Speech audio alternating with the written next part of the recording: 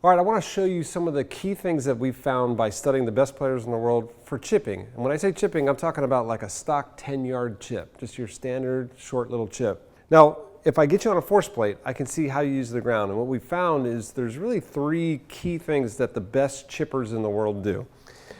If I look at their lower body, you'll see number one, during the chip, they're moving forward, right? So we'll see your center of force and your center of mass moving towards the target. Number two is we'll see you moving away from the golf ball, right? So they're not moving towards their toes, towards the ball, they're moving away from the golf ball. And third, potentially the most important, is you see them moving up in their swing. Death in chipping is going down, okay? I want to show you on the data. Let's come over here to the computer.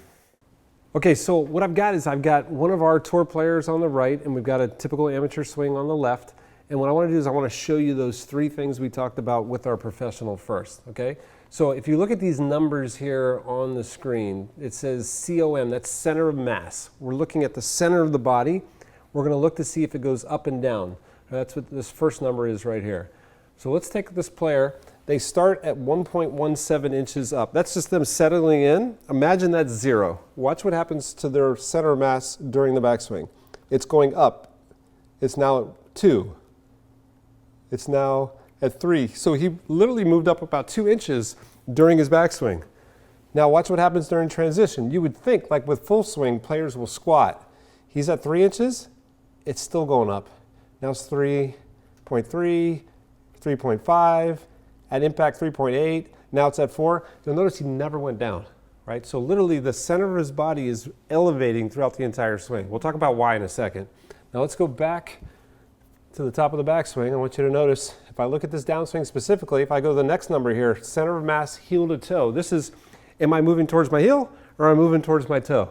He starts at 0.1. As we start to come down, it goes to 0.09, 0.08. That means it's going less smaller, which means he's going towards his heel. He's moving away from the ball to the point where as he comes down, he's now negative. He's literally moving up and moving back. And lastly, if I take him to the top of his backswing again, the last one, center of mass, trail to lead. This is lateral motion. If it goes negative, he's going towards his trail leg. If it's positive, he's going towards the target. And you'll see what happens here. He starts at 0.4, it's getting higher, 0.8, 1.4, he's just moving towards the target. Moral of the story, great players, great chippers go up, back, and forward. Let's take a look at the amateur. Notice he starts at -2. That's just him settling in. That's his 0. So it should get less negative as if he's going up. His goes more negative. Now it's at -3. Now it's at -4. He literally went down where our pro went up in the backswing. Let's see what he does in the downswing. So he's at -4. He's still going down. He's going down, down, right? So again, this is death in chipping. You cannot get lower and lower to the ground because what happens is now you can't release the club.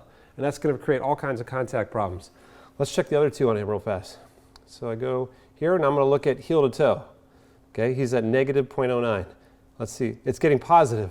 If it's getting positive, that means he's moving towards his toes. That's the next no-no, right? Now you're moving towards the ball.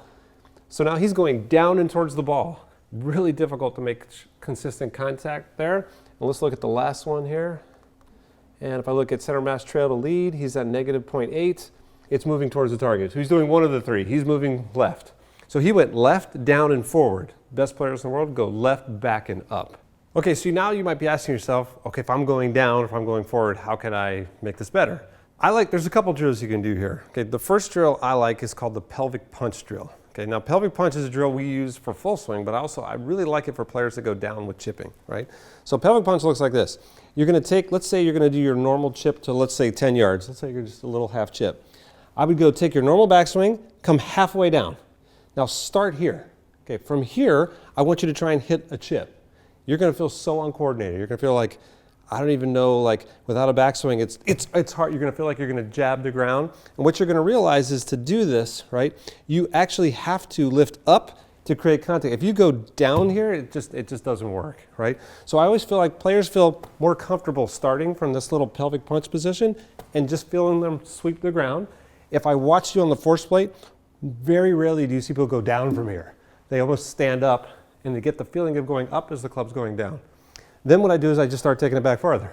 So I'll do pelvic punch with no backswing from here. So I get to the point where I feel comfortable just doing a downswing from here, feeling like my legs are extending as the club is releasing. Then you can add your backswing. Now, one other little thing that you'll see us do a lot is we'll have you do this little jump move. You take your legs, you squat, take your arms up, and then feel like you're going to jump. So I go squat, arms go up, jump, and my arms go down. Now notice what I'm doing here is as my arms come down, my legs are standing up, and I'm moving backwards. There's the up and back, right? So if you get this feeling of this, get this feeling of this, that's the opposite of this, right? So you get this feeling. And then you just take a club and you kind of mirror that same feeling. Almost feel like the little short, just getting the feeling of the opposite of what you do. That's the opposite of this, right? With time, that'll get comfortable, and just watch what happens to your contact.